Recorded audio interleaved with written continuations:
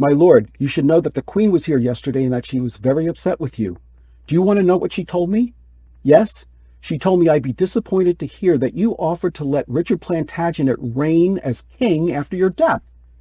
How could you make a deal like that, knowing that your son Edward is the rightful heir to the throne? She also told me to tell you to stay away from her because you'll never know what she'll do to you next. And what about this horrible war? Why, just the other day I heard of a soldier's fight to the death, only to discover afterward that he'd killed his own son. Then that anguished father says, "Your mother's right. She's really up on things and told me that I never should have joined in this civil war." Now, I had heard that Margaret, your queen, is still very upset about you disinheriting your son, Prince Edward. Perhaps you think this is going to blow over with her? But Edward's mommy isn't one of those women who brooks disappointment easily. Trust me, I've known her all these years, from the time Suffolk first negotiated with her father to the time when she started wearing the royal pants in the family. I don't know whatever happened to that sweet, innocent 15-year-old girl, but every time I heard her talk, I got to thinking about your son, and I'm not sure if he feels his mommy's all right or his daddy's all right. Look, Your Majesty, I think you're making a big mistake giving in to the Duke of York, and I wouldn't trust his sons Edward, George, or Richard either.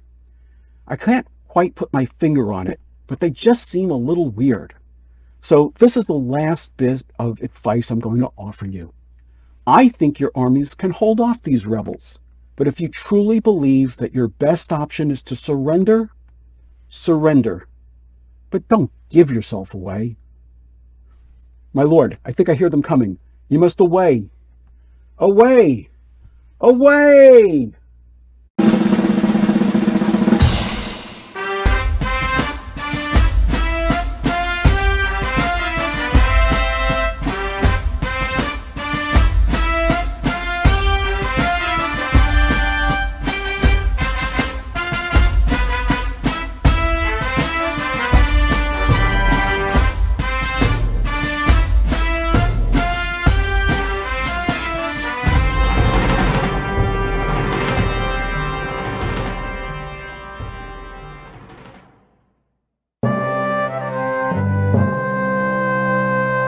In 1936, King Edward VIII willingly abdicated the English throne after reigning less than 1 year in order to marry the twice-divorced American Mrs. Bessie Wallace Simpson. Edward gave up the throne for love, but in Henry VI Part 3, Henry gives up the throne because of his weak title and out of fear of losing his very life. So let's take a look at the plot. The play opens with the victorious Yorkists, the Duke of York, Edward, Richard, Warwick, Montague, and Norfolk, pursuing Henry VI and Margaret from the battlefield after the First Battle of St. Albans. When they arrive at the parliamentary chambers in London, York seats himself on the throne, but a confrontation ensues between his supporters and Henry's.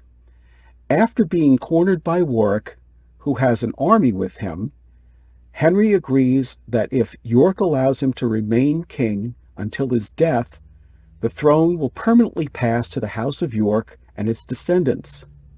Repulsed by this decision, which also disinherits the king's son Prince Edward, the king's supporters, led by his wife Queen Margaret, abandon Henry, and Margaret declares war on the Yorkists. Clifford vows to support the Queen in order to exact revenge for the death of his father at the hands of York during the Battle of St. Albans. Margaret attacks York's castle in Wakefield and is victorious in battle. During the conflict, Clifford stabs York's 12-year-old son Rutland to death.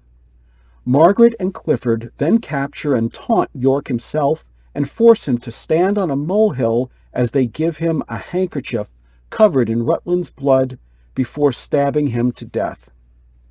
After the battle, as Edward and Richard lament their father's death, Warwick brings news that his own army has been defeated by Margaret's at the Second Battle of St. Albans, and that Henry VI has returned to London, where, under extreme pressure from Margaret, he has revoked his agreement with York.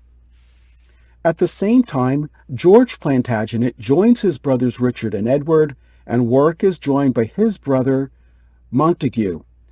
After they regroup, Clifford is killed at the Battle of Towton, and the Yorkists are victorious. During the battle, Henry sits on a molehill and laments his woes. During this time, the king is confronted with the horrors of the Civil War as he observes a father who has killed his son and a son who has killed his father. Following his victory, Edward is proclaimed king and the House of York is established on the English throne. George is proclaimed Duke of Clarence and Richard, Duke of Gloucester, and although he complains to Edward that this is an ominous dukedom, it seems to be a prelude of Richard pretending he doesn't want power when actually he wants nothing but power. Just then, the newly crowned King Edward and George leave the court, and we witness Richard reveal his determination to rise to power and take the throne from his brother, no matter what it takes to do so. Meanwhile, Warwick goes to France to secure for Edward the hand of Louis XI's sister-in-law, Lady Bona, in order to ensure peace between the two nations. But when Warwick arrives at the French court, he discovers that Margaret, Prince Edward, and the Earl of Oxford have already come to seek Louis's aid for the conflict in England.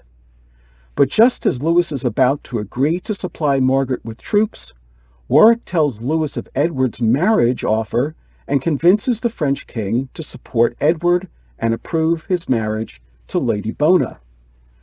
Unfortunately, back in England, the recently widowed Lady Grey, also known as Elizabeth Woodville, pays a visit to King Edward and requests her late husband's lands be returned to her. However, Edward is captivated by her beauty and promises to return her husband's lands if she will sleep with him.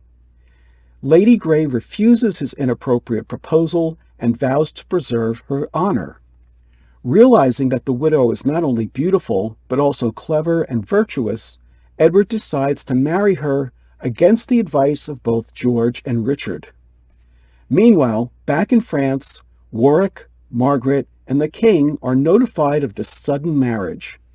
Warwick is outraged that he's been made to look like a fool.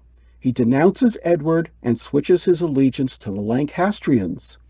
He also promises his daughter Anne's hand in marriage to Prince Edward as a sign of his loyalty. Soon, George and Montague also defect to the Lancastrians, and Warwick invades England with fresh French troops. Edward is taken prisoner and conveyed to Warwick's brother, the Archbishop of York, while the very pregnant Lady Grey, who is now Queen Elizabeth, flees to sanctuary. However, Edward is quickly rescued by Richard, Lord Hastings, and Sir William Stanley. When Henry is restored to the throne, he appoints Warwick and George as his lord's protector, but when news of Edward's escape reaches Henry's court, the young Earl of Richmond is sent into exile in Brittany for safety.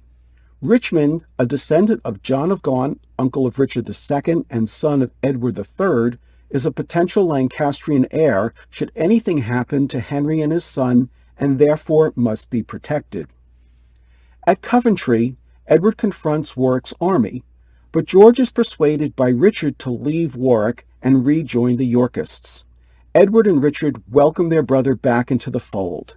The Yorkists achieve a decisive victory at the Battle of Barnet, and Edward personally kills Warwick. Warwick's brother Montague also dies in the battle. Meanwhile, Edward's forces recapture Henry and convey him to the Tower of London. Oxford and the Duke of Somerset now assume command of the Lancastrian forces and join with the 2nd Battalion, newly arrived from France, led by Margaret and Prince Edward. During the Battle of Tewkesbury, the Yorkists overpower the Lancastrian forces and capture Margaret, Prince Edward, Somerset, and Oxford. Somerset is sentenced to death, while Oxford gets life in prison. Margaret is banished, but Prince Edward is stabbed to death by all 3 Plantagenet brothers after he refuses to recognize the House of York as the legitimate royal family. Eager to work his way up to the throne, Richard goes to London Tower to kill Henry. Richard and Henry taunt each other before Richard stabs the king to death. With his dying breath, Henry prophesies that Richard's future villainy will lead to chaos that will plague England. Meanwhile, back at court, Edward is reunited with Queen Margaret and meets his newborn son. Edward orders celebrations, thinking the civil wars are finally over and that lasting peace is at hand. However, he is unaware of Richard's insatiable desire for power at any cost. When we return, we'll look at some of the remarkable characters in Henry VI, Part 3. Like Henry VI Part 2, Henry VI Part 3 contains a great number of characters, so let's just look at a few. In this play, Henry VI is really seen as a pacifist, a weak leader, and a very fearful man.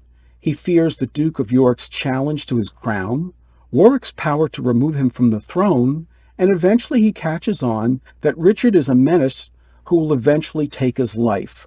But he probably fears Queen Margaret more than any of them, especially when she finds out that he's disinherited their son Edward from succeeding his father as the King of England. Richard, Duke of York, along with the help of Warwick and his own sons Edward and Richard, is closer than he's ever been to getting the crown. Yet still, even using coercion and force, he never truly grasps it and dies at the hand of Clifford and Margaret. And speaking of Margaret, no more do we see the slightest shred of innocence that she possessed when we first met her in Henry VI Part 1. Now, she is a cold-hearted general leading and fighting a man's war in a foreign country. Let's face it, the odds are stacked against her. And whatever feelings she had about Suffolk or Henry are practically forgotten. Her only aim is to regain the throne so that her son Edward can succeed his father and reign as the King of England. Young Clifford is driven by revenge to fight against the Duke of York and his sons Edward, George, and Richard. Unlike most of the turncoats in the play, Clifford stays loyal to Henry throughout the entire play, even though he finds his pacifistic tendencies to be cowardly and despicable. And finally, we have the Earl of Warwick, who may be my favorite male character in any Shakespeare play. Warwick is known as the Kingmaker. He's not interested in ruling the country, and even turns it down when it's offered to him at the end of this play. But what he wants is always what's honorable, and he wants the right leader to lead England. He's brave, he's valiant, and he's an incredible warrior, and outside of the royal family, he is the richest man in England and owned the most lands. But his most admirable quality is his unwavering commitment to honor and his country. When we return, we'll look at some of the plot devices and memorable scenes in Henry VI Part 3.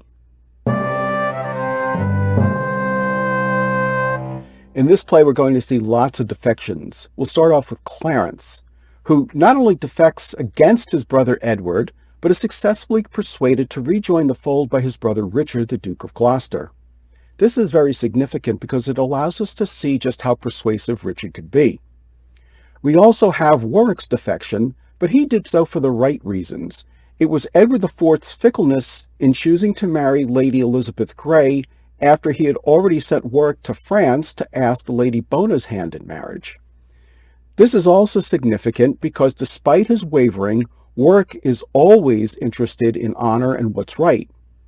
Louis, the King of France, is only in one scene, yet he switches allegiances twice so fast that you almost forget about him. Another very powerful plot device in this play is the battlefield scene, where Henry VI is lamenting his circumstances and encounters a boy who just slew his father and a father who just slew his son in the Civil War. If there was ever a clear anti-war message in Shakespeare, this is it. It's very difficult to watch this scene and not think of all the fathers and sons who died at each other's hands in the American Civil War. The scene is also very reminiscent of Henry V, when Hal goes in disguise to walk through his camp and gauge how his soldiers are anticipating the next day's battle. It's also very moving. And finally, we have curses and prophecies. In many Shakespeare plays, there are prophecies, but sometimes he likes to change it up with curses. In this play, he uses both. The important thing to remember is whether it's a curse or a prophecy, if it's in Shakespeare, it's going to come true. In Act 1, Scene 1, Richard, the Duke of York, is captured and hears of Rutland's death. Since he has nothing left to lose, he unleashes his curse on Queen Margaret, his captor. She, wolf of France, but worse than wolves of France, whose tongue more poisons than the adder's tooth, how ill beseeming it is in thy sex to triumph like an Amazonial trull upon their woes, whom fortune captivates. But that thy face is vizard-like, unchanging, made impotent with use of evil deeds, I would essay, proud queen, to make thee blush, to tell thee whence thou camest, of whom derived were shame enough to shame thee wert thou not shameless. Thy father bears the type of King of Naples, of both the Sicils and Jerusalem, yet not so wealthy as an English yeoman. Hath that poor monarch taught thee to insult? It needs not, nor it boots thee not, proud queen, unless the adage must be verified, that beggars mounted run their horse to death. 'Tis beauty that doth oft make women proud, but God, he knows thy share thereof is small. 'Tis virtue that doth make them most admired. The contrary just make thee wondered at. 'Tis government that makes them seem divine. The want thereof makes thee abominable. Thou art as opposite to every good as the Antipodes are unto us, or as the south to the septentrion. Those are the 7 stars that make up the Ursa Major constellation. O tiger's heart wrapped in a woman's hide, how canst thou drain the life blood of the child, to bid the father wipe his eyes withal, and yet be seen to bear a woman's face? Women are soft, mild, pitiful, and flexible.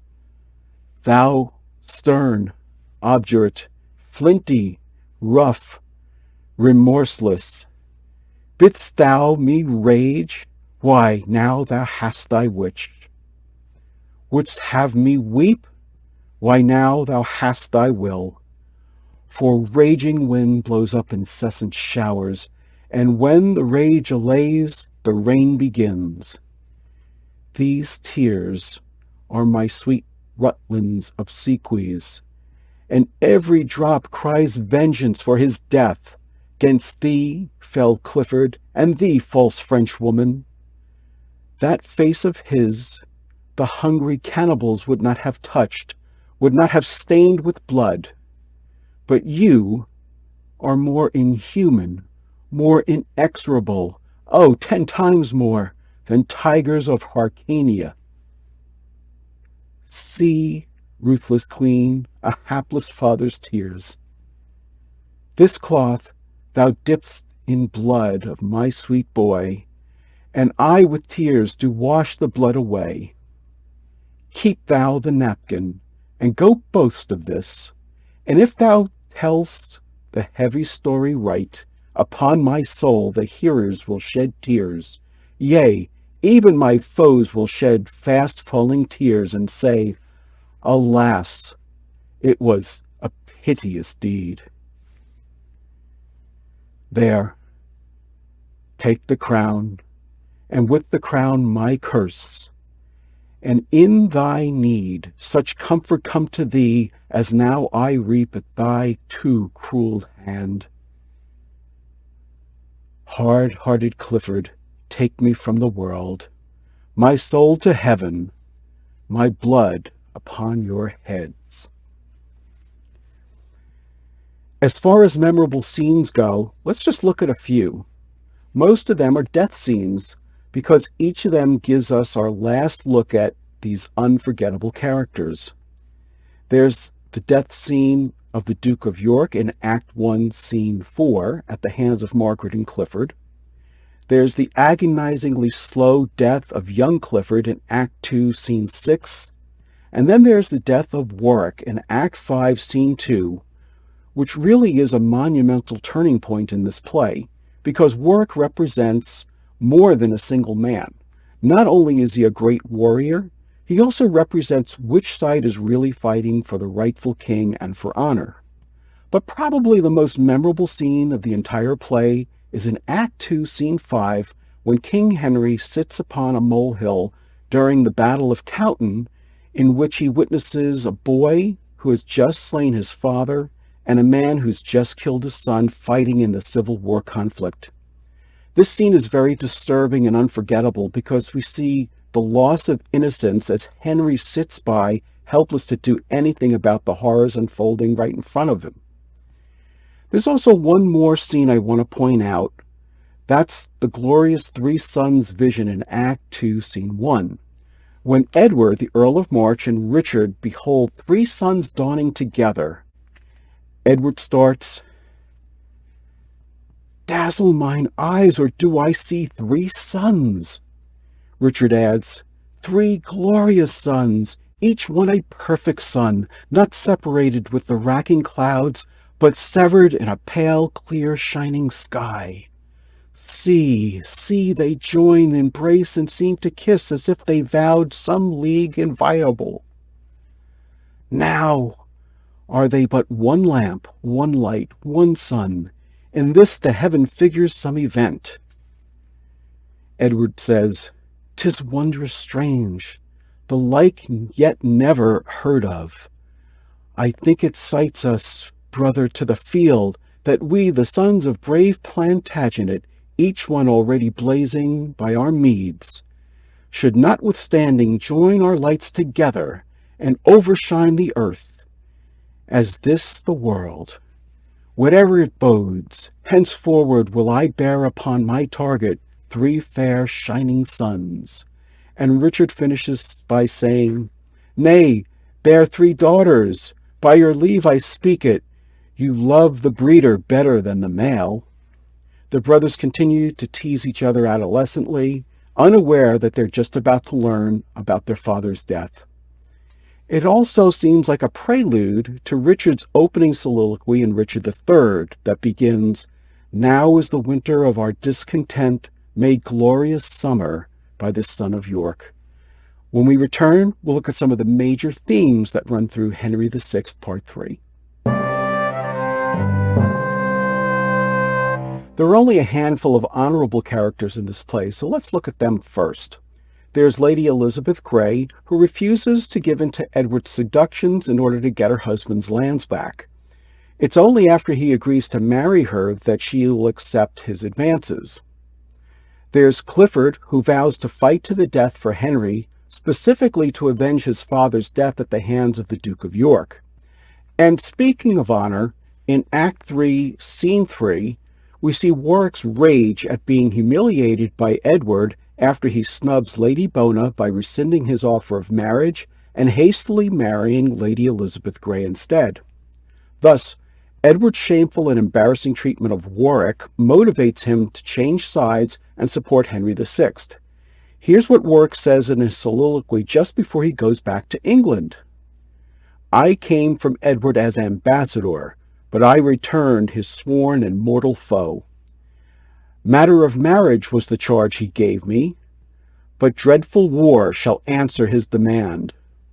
Had he none else to make a stale but me?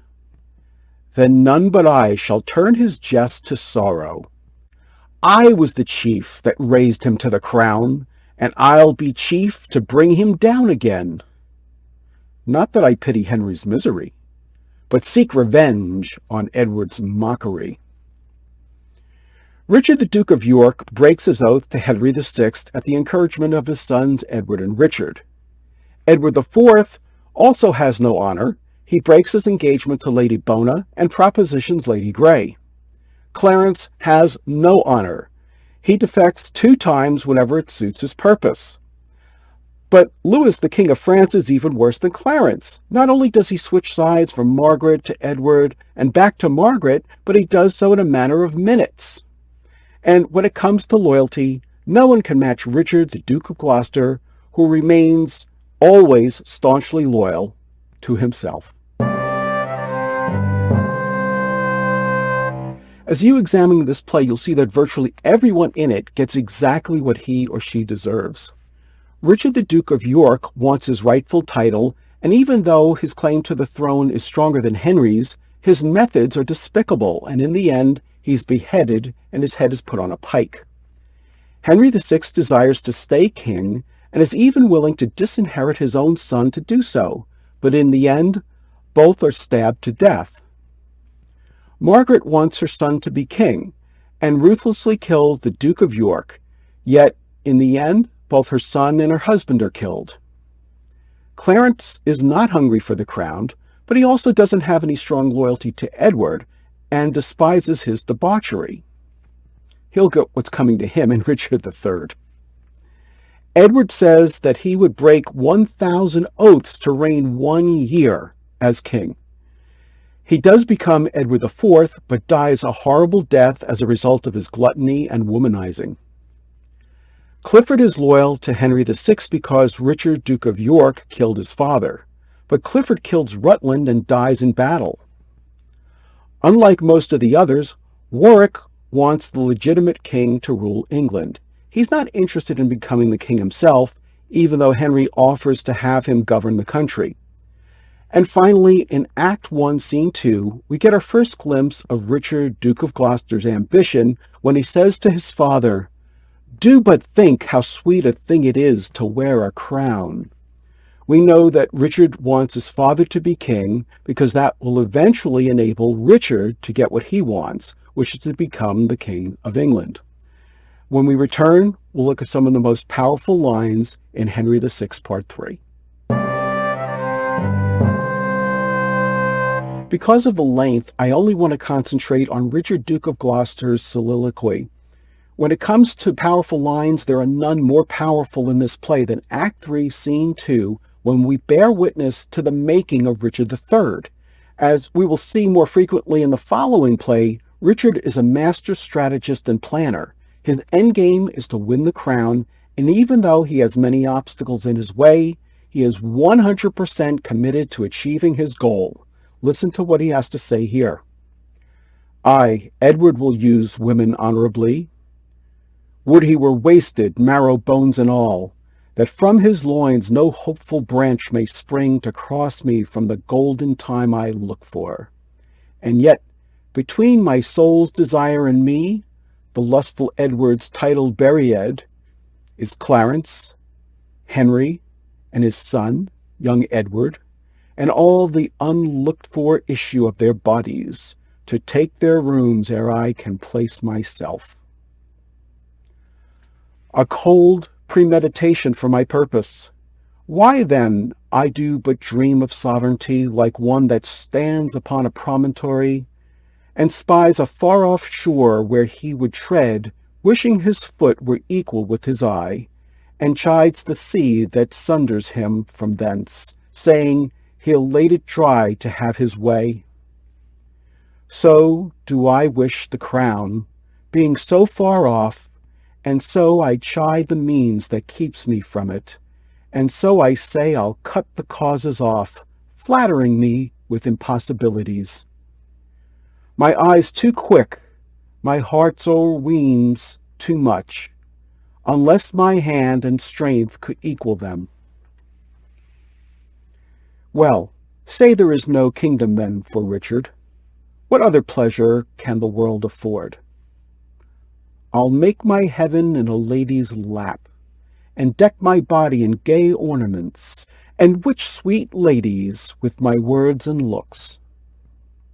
Oh, miserable thought, and more unlikely than to accomplish 20 golden crowns. Why, love forswore me in my mother's womb, and for I should not deal in her soft laws, she did corrupt frail nature with some bribes to shrink mine arm up, like a withered shrub, to make an envious mountain on my back, where sits deformity to mock my body, to shape my legs of an unequal size, to disproportion me in every part like to a chaos, or an unlicked bear whelp that carries no impression like the dam. And am I then a man to be beloved? O monstrous fault to harbor such a thought.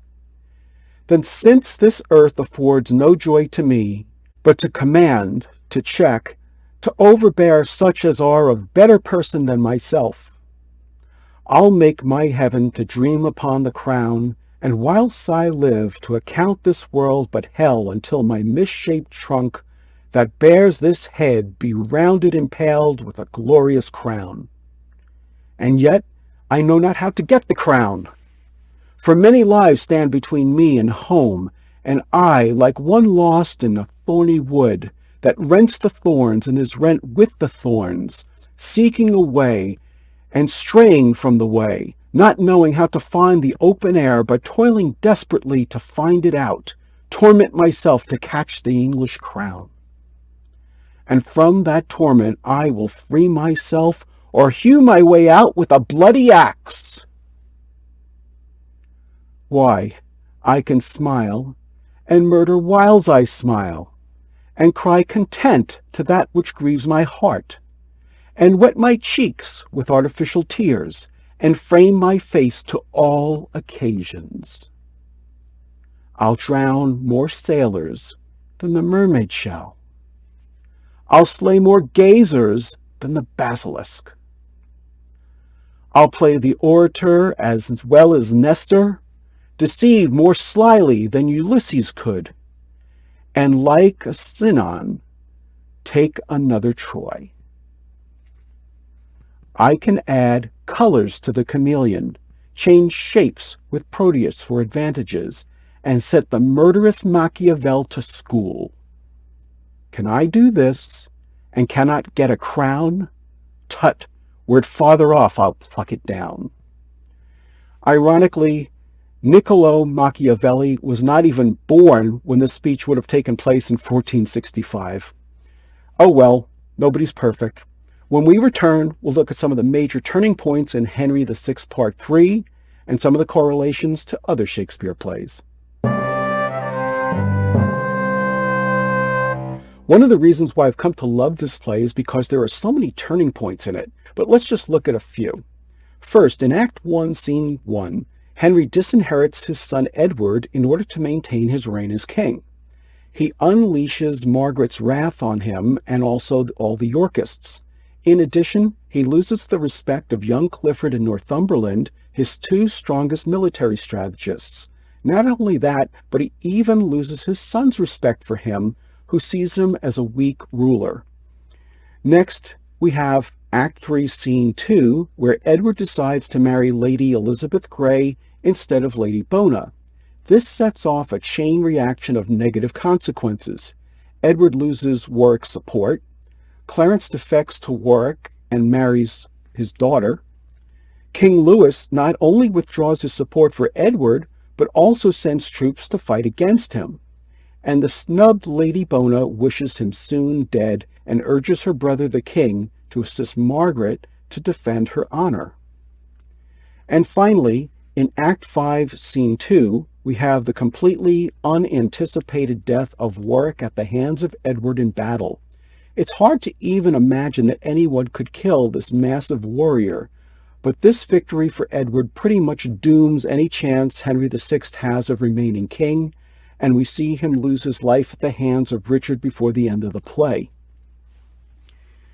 This is one of the greatest turning points in the entire War of the Roses. Here's what Warwick says in his dying words.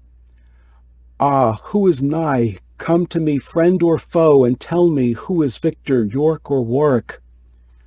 Why ask I that? My mangled body shows my blood, my want of strength, my sick heart shows that I must yield my body to the earth, and by my fall the conquest to my foe. Thus yields the cedar to the axe's edge, whose arms gave shelter to the princely eagle, under whose shade the ramping lion slept, whose top branch o'erpeered Jove's spreading tree, and kept low shrubs from winter's powerful wind. These eyes, that now are dimmed with death's black veil, have been as piercing as the midday sun, to search the secret treasons of the world. The wrinkles in my brow, now filled with blood, were likened oft to kingly sepulchres, For who lived king but I could dig his grave? And who durst smile when Warwick bent his brow? Lo, now my glory smeared in dust and blood, my parks, my walks, my manners that I had, even now forsake me, and of all my lands is nothing left me but my body's length. Why, what is pomp, rule, reign, but earth and dust?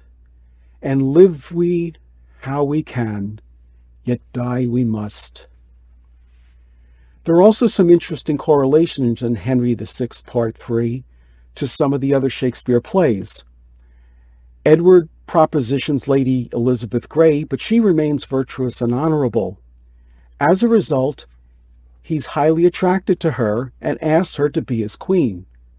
In Pericles, Prince of Tyre, Lysimachus, the governor of Mytilene, first propositions Marina, but when he realizes how virtuous she is, he cannot defile her and eventually asks for her hand in marriage. In As You Like It, Touchstone first starts coming on to Audrey, but when she tells him that she's not a slut, dejectedly he agrees to marry her. And in Measure for Measure, Lord Angelo propositions Isabel after he becomes so attracted to her virtuous and noble qualities. Clarence defects twice in this play and even changes sides in the middle of battle. Warwick also changes sides once after being humiliated by Edward IV. We also saw this happen in Henry VI, Part 1, when Joan Purcell persuades the Duke of Burgundy to turn his back on Henry VI and Lord Talbot and join the French cause. In Henry IV, Part 1, we see the once loyal Percy family, including Hotspur, Worcester, and Northumberland, change sides against Henry IV. Don't you just wish these people would make up their minds already? In Act 5, Scene 1, Henry VI is stabbed to death in the Tower by Richard, the Duke of Gloucester, just like the deposed Richard II was by Sir Piers Exton in Richard II, and how Clarence is at the beginning of Richard III. In Act 1, Scene 3, we see young Clifford kill Rutland, who is just a boy and a pawn of war. In The Life and Death of King John orders Hubert to kill the boy Prince Arthur, who also becomes a casualty of war. And in Richard III, Richard orders James Tyrrell to kill both Edward, Prince of Wales, and his younger brother Richard, Duke of York, even though they're just children and pawns in Richard's path to the crown. In Act 3, Scene 4, we see the gates of York closed to Edward, but he persuades the mayor to open them. In The Life and Death of King John, the gates of Angiers are closed to both King John and King Philip, but when a marriage between Louis the Dauphin and Lady Blanche is arranged, the gates are opened wide to all. Also, in Henry V, the gates of Harfleur are closed to Henry, but he persuades the governor to open them or risk great destruction. There are also a lot of biblical correlations in this play. In Act 2, Scene 5, the boy who killed his father in the Civil War exclaims, "Pardon me, God, I knew not what I did." This is almost identical to St. Luke in chapter 23, verse 34, when the crucified Christ asks his Father for forgiving his murderers, saying, "Father, forgive them, for they know not what they do." Next, in Act 2, Scene 6, we hear Edward IV say to Warwick, the king builder, "For in thy shoulder do I build my seat." That sounds a lot like a takeoff from St. Matthew in chapter 16, verses 18, when Jesus says to St. Peter, "And upon this rock I will build my church." Next, in Act 5, Scene 1, Edward says to his brother Clarence, who switches sides once again back to him, "Now welcome more, and 10 times more beloved, than if thou never hath deserved our hate." Compare this to St. Luke in chapter 15, verse 7, which reads, "There shall be joy in heaven upon one sinner that doth penance more than upon 99 just, who need not penance." And finally, in Act 5, Scene 7, Richard kisses Edward's newborn son, the presumptive heir to the throne, and says, "Witness the loving kiss I give the fruit." To say the truth, so Judas kissed his master and cried all hail, when as he meant all harm. That's very similar to St. Luke chapter 22, verse 48, which reads, "And Jesus said to him, Judas, dost thou betray the Son of Man with a kiss?" When we return, we'll look at some interesting facts about Henry VI, Part 3. In preparing to do this episode, I did some research and came across some interesting facts. But first, this was the first time I had ever watched this play on its own without previously watching all of the other history plays that come before it. And I'm so glad I did, because it allowed me to realize just what a magnificent play Henry VI Part 3 really is on its own. And that's due to the magnificent character development, the abundance of twists and turns, and the roller coaster ride of action as each separate faction tries to beat the other ones to the English crown. Shakespeare took a lot of liberties with the history plays, but you have to admit, what he created were some of the most amazing stories. For example, even though Shakespeare depicts Rutland as being a little boy when he's murdered, he was actually 17 years old when he died and 9 years older than his brother Richard. Richard, the Duke of Gloucester, actually had nothing to do with Clarence's death. That was Edward's call, after he grew tired of Clarence constantly disagreeing with him and challenging him. However, it's unlikely that he could have killed him without getting at least tacit approval from his other brother, Richard. In Richard's famous soliloquy at the end of Act 3, Scene 2, Richard says that he can set the murderous Machiavel to school. Well, the speech would have taken place in 1465, 4 years before Niccolo Machiavelli was even born. Henry VI actually insisted on taking York's head down from the pike when he saw it on display, because he thought it was barbaric for a Christian king to treat somebody so disgracefully. Queen Margaret was actually imprisoned for 4 years during these conflicts, while Henry hid out in Scotland. When Edward IV tried to persuade Lady Elizabeth Grey to be his mistress, she refused even after he put a dagger to her throat. After that, he decided to marry her, but I'm not sure why, because he was known to be a notorious womanizer who had many mistresses, including the Earl of Shrewsbury's daughter, Elizabeth Lucy, and fathered no less than 10 illegitimate children. He also grew very fat from gluttony and drank heavily, factors that contributed to his death in 1483 at only 40 years of age. But perhaps what I found most interesting was Queen Elizabeth's obsession with marrying members of her family into noble families. The most extreme example of this was her brother John Woodville, who was only 19 years old when he married Catherine Neville, the Dowager Duchess of Norfolk, and by the way, Warwick's aunt, who was 65 years old at the time of the marriage. Warwick was so outraged that he hunted Woodville down and had him beheaded in 1469. The marriage produced no children. When we return, we'll look at some of the great actors in the 1983 BBC Shakespeare version of Henry VI, Part 3. All right, now let's take a look at some of the great actors in the 1983 BBC Shakespeare version of Henry VI, Part 3. And just like with Part 2, brace yourself because there sure are a lot of them. Peter Benson, who plays King Henry VI, also plays the same role in Henry VI Parts 1 and 2 and Richard III, all in 1983, the second gravedigger in Hamlet in 1980, and clown servant in The Winter's Tale in 1981. Rowena Cooper, who plays Lady Elizabeth Grey and Queen Elizabeth, reprised her role in Richard III in 1983. Marilena Kendall, who plays Lady Bona, also played Andromache in Troilus and Cressida and Amelia in The Winter's Tale, both in 1981. Nick Redding, who played Edward, Prince of Wales, returns as Edward's ghost in Richard III in 1983. The talented Julia Foster, who plays Margaret, also played the same role in Henry VI Parts 1 and 2 and Richard III, all in 1983. Anthony Brown, who plays Sir John Montgomery and Louis King of France, also played the Duke of Burgundy in Henry VI Part I, Walter Whitmore and Alexander Iden in Henry VI Part II, and Sir Richard Ratcliffe in Richard III, all in 1983. Paul Chapman, who plays Lord Rivers, also played the Earl of Suffolk in Henry VI Parts I and II, and returns as Lord Rivers in Richard III, all in 1983.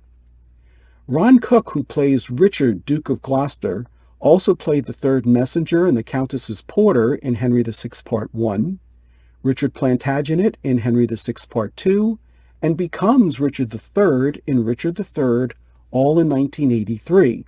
In addition, he also played Peter Simple in The Merry Wives of Windsor in 1982.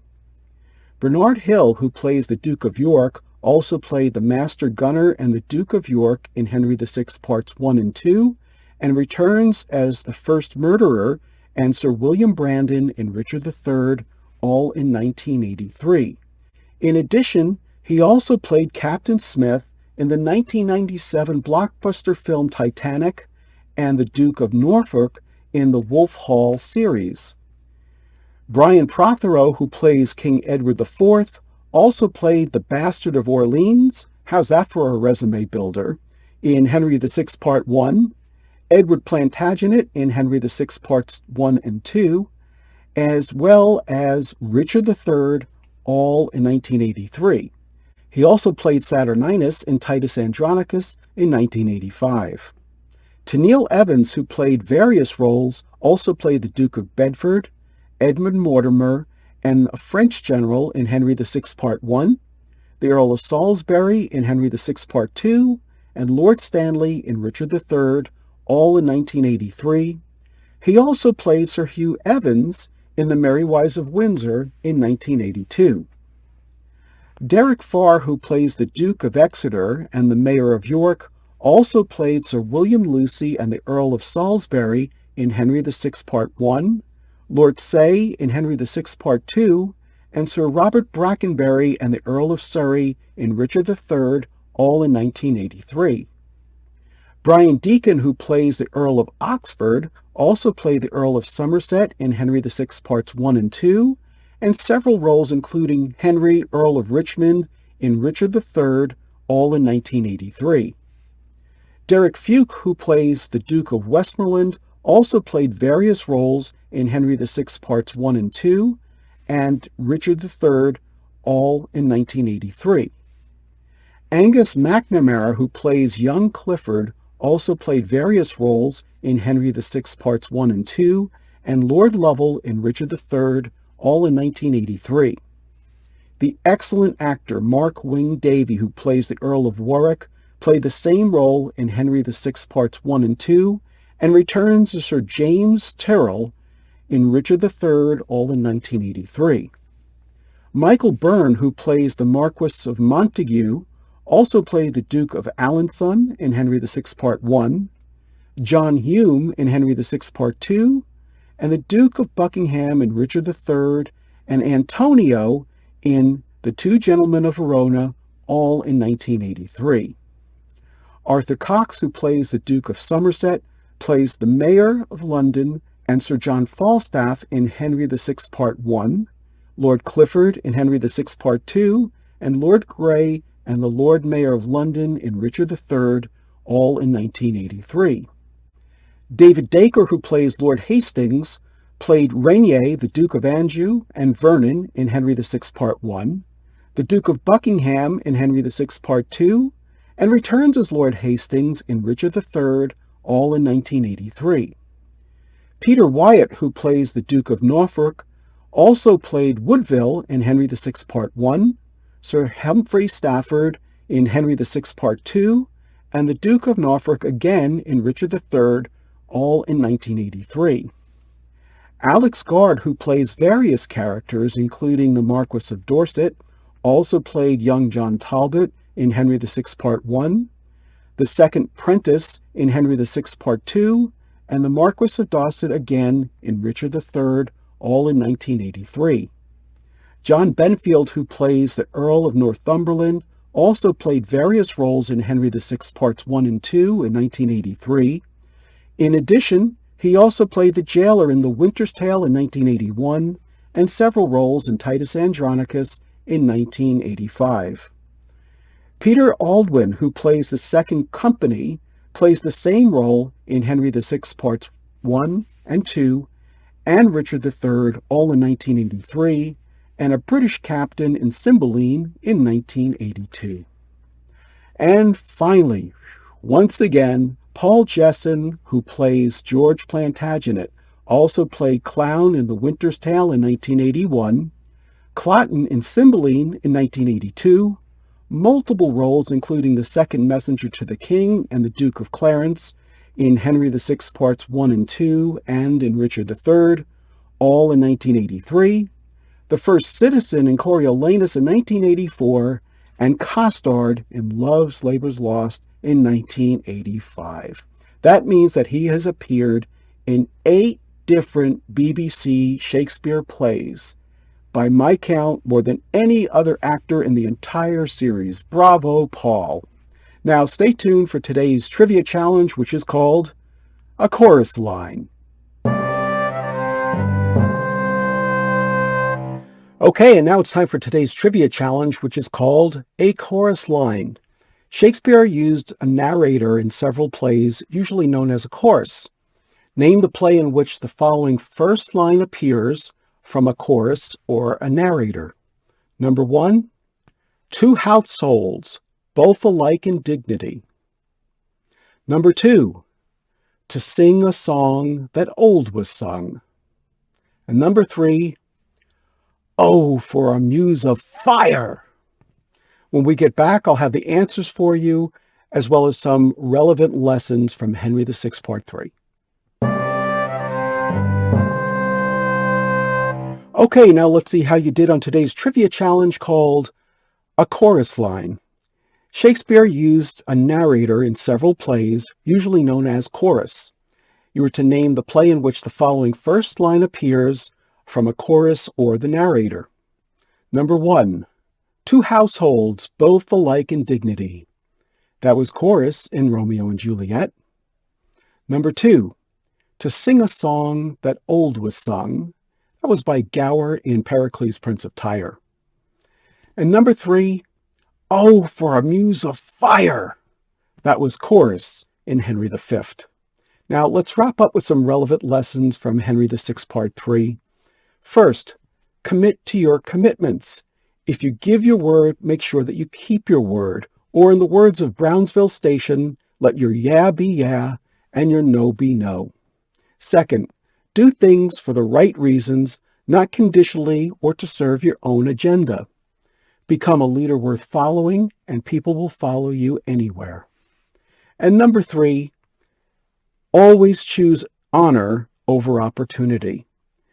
As we've seen in these history plays, fame is fleeting, and it's rare to find anyone who doesn't change sides with the wind. As the saying goes, in matters of style, swim with the current. In matters of principle, stand like a rock. I'm Dave Romeo, and thank you for watching this episode of Romeo and Shakespeare. Please join me next time when a young couple will find the truth about the saying, out of sight, out of mind.